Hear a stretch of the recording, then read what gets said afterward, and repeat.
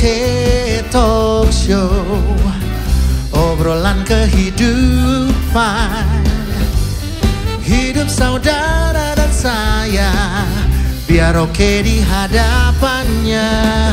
Kebenaran firman Tuhan dan tentang kehidupan, semuanya ada di Oke Talk Show. Selamat datang di Oke Talk Show, obrolan kehidupan yang didasari kebenaran firman Tuhan. Malam hari ini kita akan sama-sama membahas satu topik yang mungkin dari sejak akhir tahun yang lalu itu mulai meresahkan setiap kita. Bahkan ketika kita masuk di tahun yang baru 2023, ini juga mungkin masih menjadi tanda tanya bagi setiap kita. Resesi ekonomi, haruskah kita takut?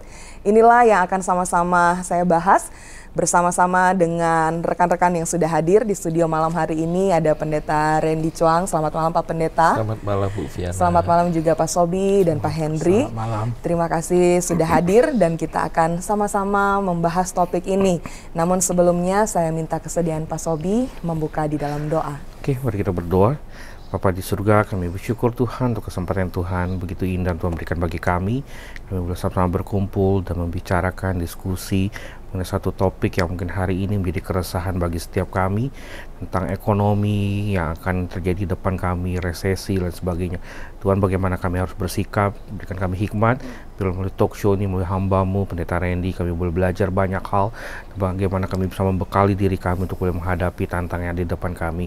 Kami berdoa biarlah percakapan kami ini boleh menjadi berkat ya Tuhan. Di dalam nama-Mu Tuhan Yesus kami sudah berdoa dan kami sudah bersyukur. Amin. Amin. Terima kasih. Pak Pendeta Randy, mungkin juga Bapak sering mendengar gitu ya dari berita-berita atau juga mungkin ada jemaat yang datang atau menghubungi gitu ya via telepon atau via chat menanyakan satu masa yang akan datang ya, yang kita semua sudah masuk nih ya di tahun yang baru ini gitu.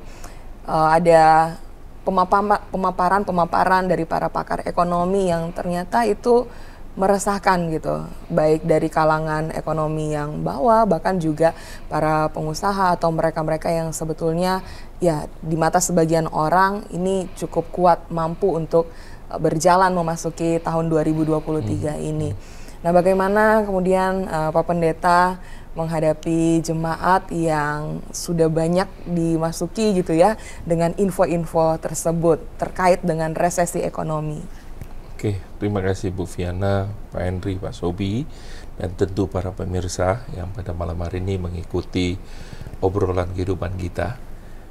Hari ini kita bicara satu topik bicara tentang resesi ekonomi tentunya, dan ketakutan bagaimana kita sebagai orang Kristen untuk menyikapinya. Tentunya saya bukan ahli ekonom, yang tentu banyak Bapak Ibu saudara-saudara yang mungkin juga rekan kita seperti Pak Henry lebih memahami akan hal ini, tetapi saya ingin melihat dari sudut kebenaran firman Tuhan ya.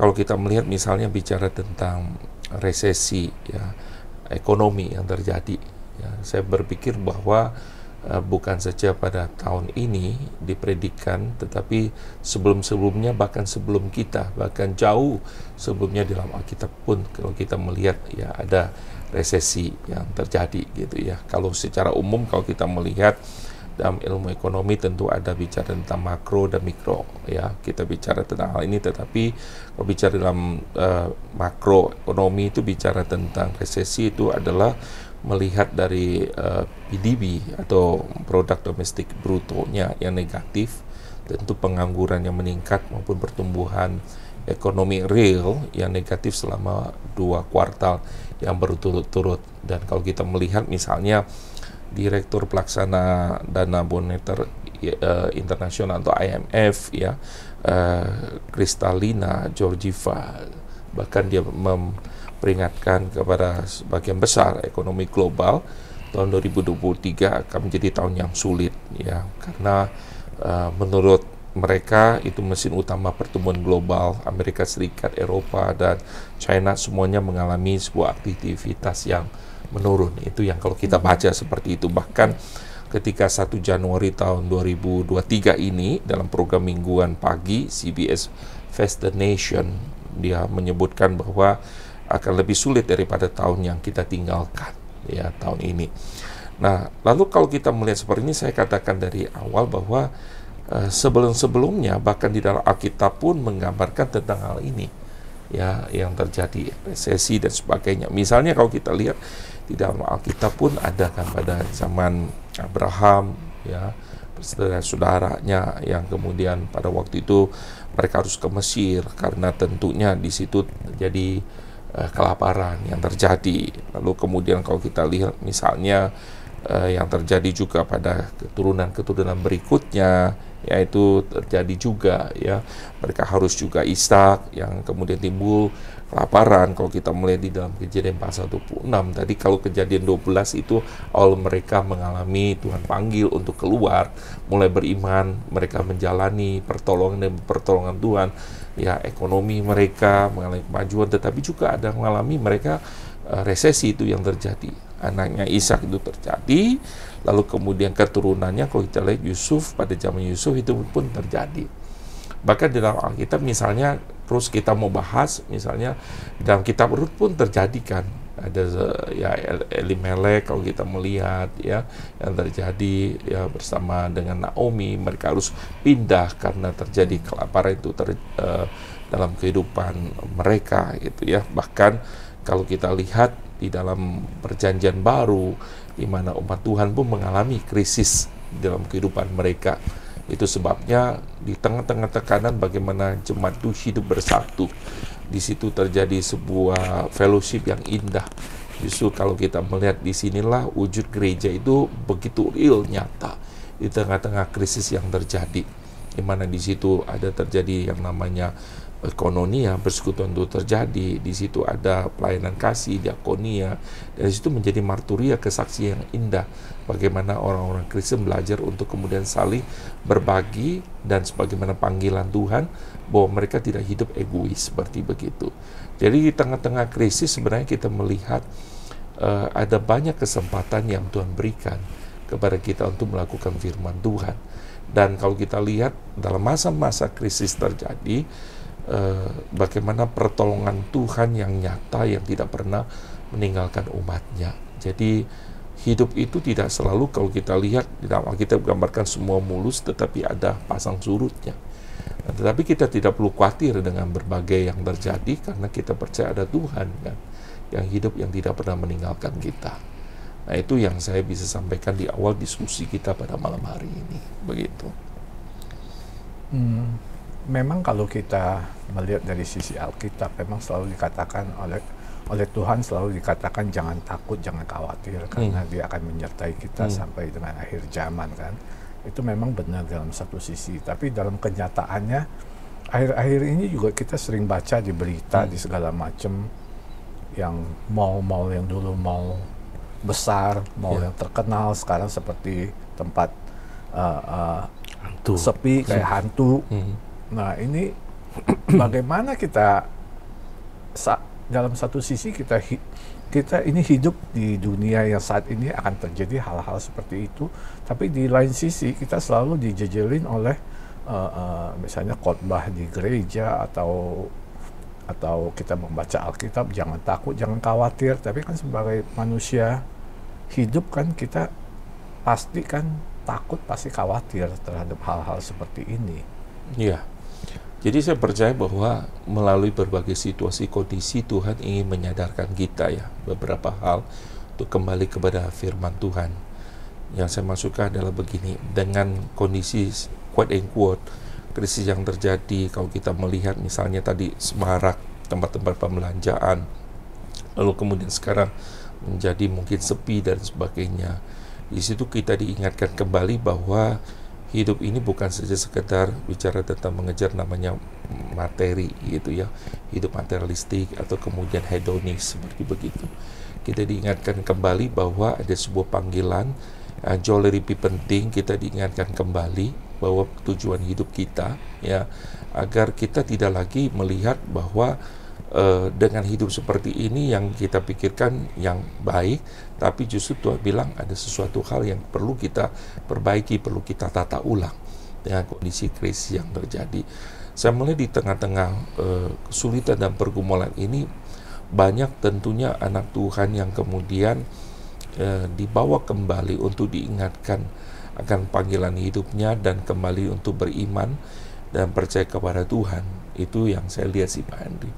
Tentunya di gereja waktu kita bicarakan khotbah tentang berbagai kondisi yang terjadi, saya pikir kita bukan tujuan untuk menakutkan jemaat, tetapi justru untuk membangun kembali spiritualitas mereka, untuk berharap, untuk percaya kepada Tuhan, ada Tuhan di tengah-tengah krisis yang tidak pernah meninggalkan mereka sih.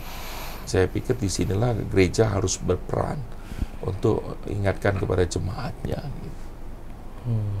Yang menarik Pak Pendeta tadi bicara soal gereja nih Pak. Iya. Saya dapat satu tulisan ya, justru tulisannya kesannya kontradiktif nih Pak. Malah dikatakan di dalam artikel itu problem ekonomi itu justru karena andil kegagalan gereja. Malah gereja justru yang para teolognya atau para pemimpinnya justru gagal memberikan katanya pengajaran tentang bagaimana sebenarnya orang Kristen itu harus merespon terhadap misalkan dunia ekonomi, prinsip etika ekonomi, moral bisnis kepada warganya, sehingga warga atau jemaat itu bisa berespon terhadap ketika krisis hari ini terjadi. Dan bahkan salah satu kegagalan gereja adalah ketika krisis terjadi, gereja cukup gagap nih. Bagaimana kemudian memikirkan ekonomi warganya gitu loh Pak. Nah, menurut Pak Pendeta itu gimana Pak pandangan Pak? Ya, saya tidak menyangkali bahwa ini sebuah autokritik buat gereja. Dalam arti bahwa gereja ada dalam dunia, tentu Tuhan ingin gereja itu berperan, panggilannya jelas ya. Bagaimana kita bisa memperlengkapi jemaat untuk betul-betul mereka mengerti panggilan hidup ini bukan sekedar menikmati seperti banyak bicara tentang hedonis. Kadang gereja pun kadang mengajarkannya untuk berlomba untuk menjadi mega church dan besar.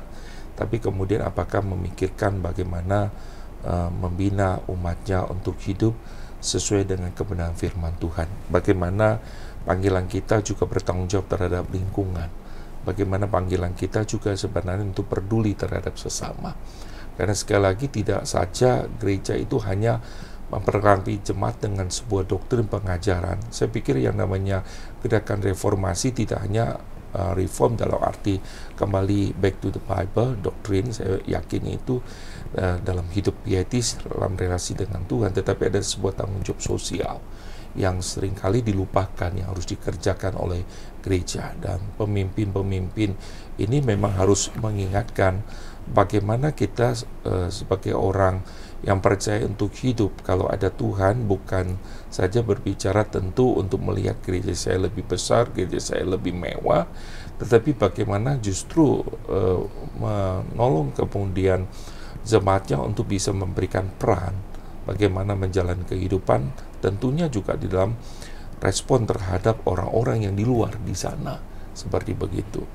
Jadi bukan justru di dalam kondisi krisis ini malah kita gereja kadang sibuk untuk memikirkan malah kepentingan gereja, bagaimana gereja kita tidak mampu lagi berjalan nih operasional dan sebagainya.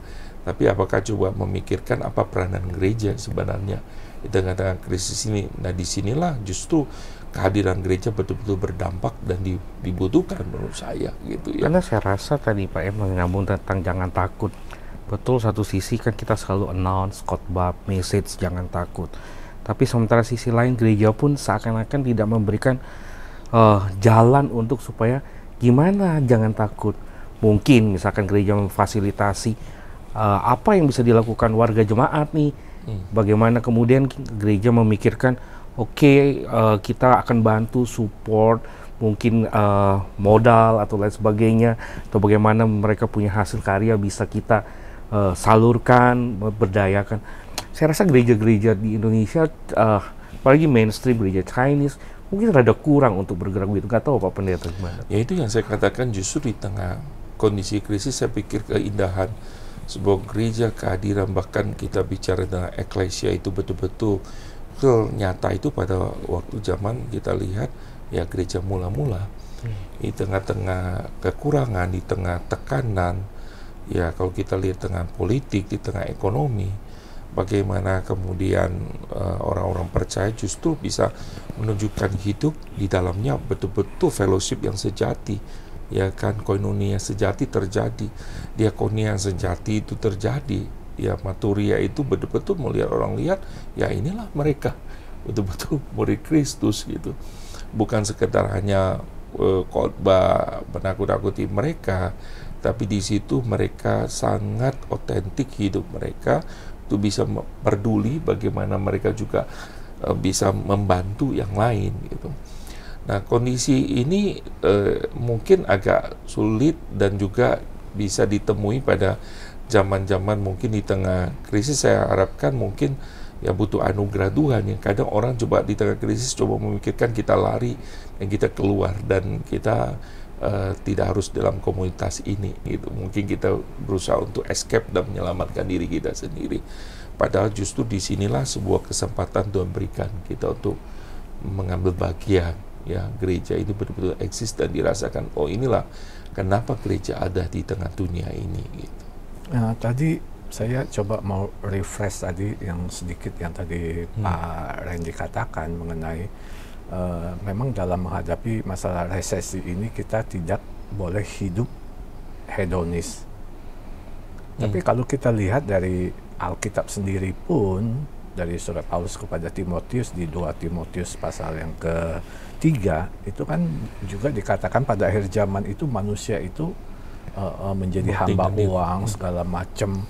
Nah, ini artinya kan benar bahwa kita bukan mau hidup secara hedonis, tapi kan memang kita memerlukan uang.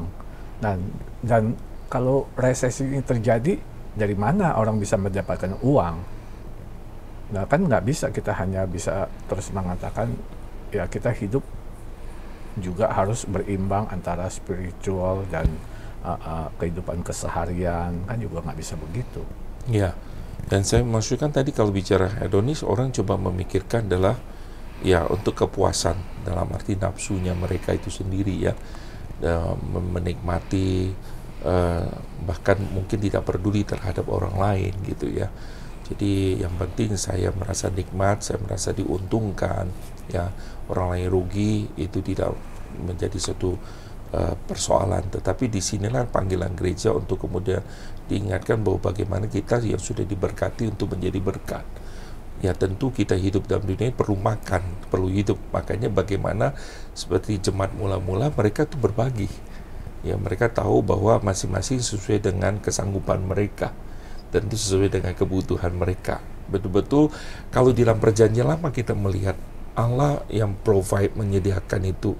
Mereka keluar, lalu mereka bisa terima manah, lalu Tuhan kirimkan daging gitu ya. Tapi dalam perjanjian baru Tuhan bagaimana mendorong umatnya bahwa Tuhan provide, tetapi justru melalui diri mereka. Betul-betul mereka bisa menolong yang lain. Dan di sini kita melihat bahwa dalam kehidupan jemaat yang luar biasa, 3.000 orang itu, 5.000 ya, bagaimana mereka bisa saling bisa mencukupi satu dengan yang lain. Itu blessing Tuhan luar biasa ketika mereka taat, ketika mereka menjalankan panggilan mereka. Disitulah blessing Tuhan itu hadir menurut saya.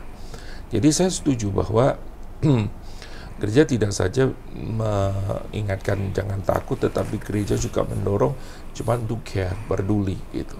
Maka ini juga dari satu program kita di tahun 2023 dalam pergumulan kita, bagaimana juga kita mendorong jemaat untuk belajar untuk care kan, belajar untuk peduli satu dengan yang lain. Peduli dalam arti pertama spiritual mereka, peduli dalam kebutuhan mereka. Karena tentu kalau kita bicara gereja, bicara spiritual, kebutuhan rohani mereka, ya kepada waktu mereka datang mereka kelaparan, masa kita bicara hanya tentang rohani? Tentu mereka butuh makan, ya kan. Tentu kita perlu juga menolong mereka. Ya mereka dalam kondisi kebutuhan dasar mereka tidak terpenuhi. Kita bicara tentang rohani, kita hanya mengkhotbahkan mereka, kita bicara yuk bertobat dan sebagainya.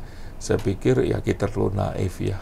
Jadi di dalam Alkitab tentu bukan saya katakan tidak perlu ajar mereka untuk percaya kepada Tuhan. Mereka ada sebuah kebutuhan. Dan bagaimana gereja itu justru hadir untuk bisa menjawab sebuah kebutuhan. Dan memang itu tidak mudah, butuh awareness, butuh kesehatian bersama dari setiap jemaat. Maka kita rindu juga bahwa tahun ini mari kita belajar yang namanya searti dan sejalan bersama gitu. Iya, menurut saya harusnya gereja seperti tadi yang dikatakan oleh Pak Sobi, harusnya juga gereja misalnya mengkhotbahkan mengenai masalah ekonomi ini, terutama misalnya dalam memang resesi akan kita hadapi. Namun dalam setiap resesi apapun itu pasti itu ada opportunity bagi orang-orang tertentu untuk mendapatkan hasil yang lebih dibandingkan dengan sebelum terjadi resesi ini. Contoh paling gampang adalah pada saat COVID, PSBB. Memang ada beberapa sektor bisnis yang turun. Itu kita tahu, misalnya di mall segala macam tutup, segala macam sektor ekonomi itu kan tutup. Namun kita lihat sektor ekonomi yang bergerak dalam bidang misalnya masker, sanitizer, itu kan semua booming. Nah, jadi maksud saya harusnya gereja juga jangan terbelenggu dengan tema khotbah yang hanya yang tadi kita sebutkan, yang mengenai permasalahan jangan takut, jangan khawatir. Keadaannya memang setiap orang harus takut, setiap orang harus khawatir. Namun kan gereja harus juga berkembang untuk memberitakan mengenai kesempatan-kesempatan yang bisa didapatkan oleh jemaat-jemaatnya. Ya, betul Pak. Justru di tengah kita pertama memang kita memberikan sebuah dasar dulu ya, bahwa mereka jangan takut. Prinsipnya ketika mereka tenang, lalu kemudian mereka harus mempunyai pengharapan. Kalau ketika mereka punya sebuah pengharapan, tentunya yang mereka bisa tenang dan mereka bisa melihat peluang. Kalau orang bicara misalnya dalam ketakutan dan tidak yakin akan penyertaan Tuhan, pasti menjadi galau istilahnya ya. Jadi ketakutan dan bahkan bisa mengambil langkah-langkah yang bisa salah seperti begitu. Itu perlu mereka sadar bahwa ada Tuhan yang menuntun hidup mereka, bahwa ada pengharapan, mereka mesti tenang, Tuhan akan buka jalan. Justru di tengah-tengah seperti inilah kita melihat bahwa Tuhan akan membukakan peluang-peluang. Tentu peluang-peluang itu bisa datang dari dalam pergumulan pribadi mereka, dan juga mungkin masukan-masukan dari saudara kita. Itu sebabnya justru saya berharap sih di tengah krisis-krisis ini, memang firman Tuhan bilang kan kita jangan menjauhkan diri dari persekutuan ya. Jadi kita kadang melarikan diri, menyendiri, tapi justru ada komunitas ya. Kita ada gereja menyediakan sebuah komunitas, kita bisa sharing masukan-masukan yang memang memberikan peluang-peluang. Misalnya seperti kita di sini berempat ya, misalnya katakanlah saya seperti jemaat biasa dan sebagainya, mungkin dari perspektif Pak Henry bisa melihat bahwa saya punya kelebihan apa yang saya bisa lakukan. Misalnya saya bisa masak dan lain sebagainya. Jadi ada jemaat yang waktu di tengah krisis itu dia tidak pernah bersentuhan dengan makanan seperti itu, karena dia masuk kepada hal yang berkaitan dengan percetakan, cetak buat tas dan sebagainya. Tapi di tengah krisis seperti itu kan orang tidak lagi membeli souvenir dan sebagainya. Tapi kemudian dia diingatkan kembali bahwa dia bisa jual bakmi dan bisa frozen, dan kemudian di situ dia bisa menghasilkan. Dan kita melihat di sinilah adalah sebuah blessing Tuhan yang Tuhan berikan. Jadi saya yakin dan percaya apa yang Pak Henry ngomong tadi. Makanya yang pertama saya pikir kita memberikan sebuah dasar, jangan khawatir, harus maju lagi, tidak berhenti di jangan takut, tapi mesti percaya kepada Tuhan dalam ketenangan. Tuhan buka peluang, tapi juga tidak menarik diri dalam persekutuan dengan dalam ada saudara-saudara kita yang lain ya. Justru disitulah hadiran gereja memberikan masukan, bahkan bisa membantu satu dengan yang lain. Mungkin Pak Henry punya banyak relasi, bisa menolong saya untuk memasarkan misalnya produk-produk saya seperti begitu ya, memperkenalkan teman-teman yang lainnya. Dan inilah kehadiran kita. Tidak harus kita bicarakan bahwa ya kalau kita bicara saya pun tidak cukup bagaimana membantu dia untuk tidak cukup seperti begitu. Karena kita membantu kan tidak hanya dalam arti materi, ada beberapa faktor yang lain. Tapi kalau Tuhan gerakkan untuk materi, pasti ada blessing Tuhan yang lain. Karena Tuhan juga pakai janda sarfat, bukan janda miskin untuk menolong. Dalam Alkitab banyak sekali Tuhan memakai orang dalam segala kapasitasnya yang secara manusia terbatas, tapi bisa menjadi berkat yang luar biasa. Persoalannya adalah apakah kita yakin dan kita mau percaya dengan pertolongan dan campur tangan Tuhan gitu. Itu yang terjadi ya. Kalau kita melihat blessing Tuhan itu luar biasa, Tuhan tidak pernah tinggalkan kita. Keyakinan ini yang kita perlu pegang gitu. Dan saya berharap sih untuk para pemirsa dan saudara kita yang lain, jangan kita justru menjauhkan diri dari persekutuan. Justru di dalam krisis ini kita lebih mempererat. Jemaat mula-mula mereka bukan lari, tetapi mereka justru semakin melekat satu dengan yang lain. Mereka berdoa, mereka tekun belajar, mereka dipenuhi kebenaran firman Tuhan, lalu kemudian juga tidak berhenti hanya kebutuhan spiritual, tapi juga kebutuhan jasmani mereka juga. Dan di situ ada sukacita yang luar biasa. Dan disinilah hidup gereja itu betul-betul real dan dirasakan begitu. Iya, ini memang sangat menarik kalau gereja bisa berkembang, maksudnya dalam pemberitaan kepada jemaatnya, kepada kehidupan keseharian daripada jemaat. Misalnya yang tadi saya katakan, masalah ekonomi, misalnya kepada para pemilik perusahaan, karena kalau kita ini bukan tidak mungkin terjadi, ini dalam masa krisis ini ada beberapa pemilik perusahaan kan yang menahan upahnya karyawan-karyawannya. Hal ini juga kalau kita buka di Alkitab itu kan tercatat di Yakobus 5 ayat 4. Itu semua tercatat dan pasti terjadi punya, dan saat ini juga banyak hal itu terjadi. Jadi maksud saya, selain hal-hal ekonomi, kehidupan keseharian, membina jemaat yang memang pemilik perusahaan agar mereka berlaku secara adil kepada bawahannya, tidak menahan upahnya bawahan-bawahan. Nah, ini hal-hal yang mungkin tema-tema khotbah yang bisa diambil di tahun 2023 ini. Setuju Pak Henry. Jadi saya lihat misalnya dalam masa krisis kemarin pandemi, ada mereka yang bercerita ya dari karyawan dari jemaat, yang mereka melihat bahwa saya cukup bangga sih karena punya jemaat yang tetap setia memberikan salary mereka gitu ya, sementara perusahaan-perusahaan lain langsung mengeluarkan mereka gitu. Lalu mereka berkata bahwa wah, ini betul-betul dia hidup Pak sesuai dengan kebenaran firman Tuhan sebagai agama yang mereka percaya, walaupun berbeda ya dalam arti iman, tetapi di sini dilihat. Dan dia berkata, ya saya tahu sih Pak Pendeta, saya pun pas-pasan dan juga rasanya berat, tetapi man by man, satu bulan demi satu bulan, bagaimana Tuhan juga mencukupkan. Dan Tuhan lihat kadang di tengah krisis ini Tuhan mentes iman saya, menguji iman saya, apakah sungguh saya menjadi orang yang percaya mempraktekkan firman Tuhan atau tidak. Apakah saya orientasi betul-betul di sini, yang lihat di mana hatimu berada di situ betul-betul terlihat ya. Makanya bagaimana kita belajar untuk bisa memberi jauh lebih bahagia daripada menerima. Jadi disitulah dia bilang, saya mengalami satu sukacita walaupun tidak gampang dalam 2 tahun ini menghadapi.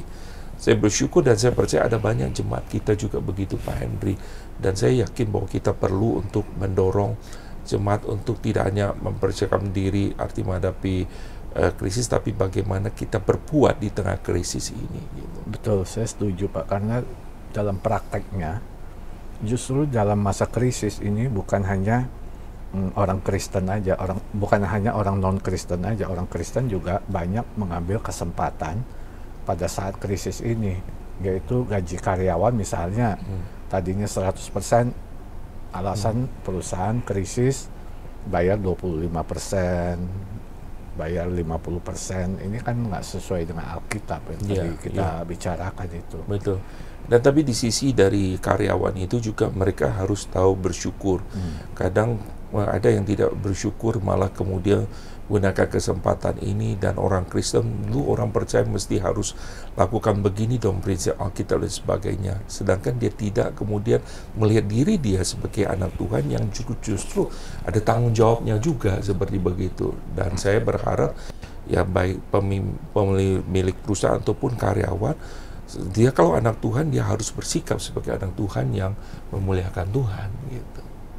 Betul.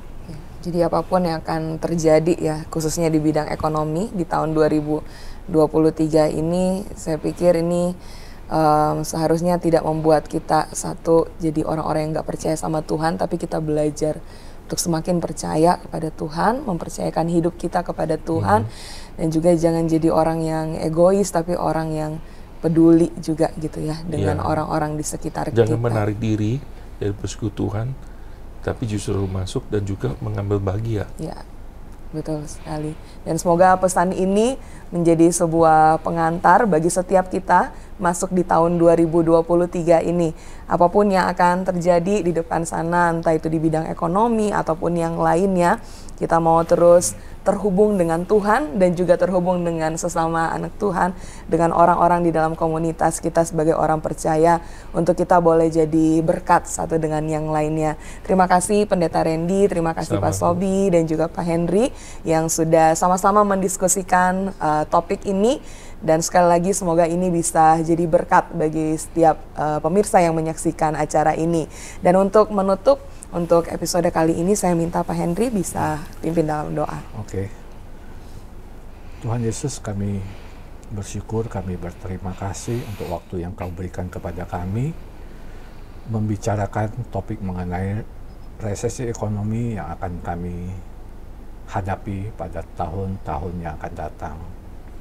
Dan Alkitab memang benar mengajarkan kami agar kami juga jangan khawatir, jangan takut menghadapi resesi ekonomi ini Tuhan.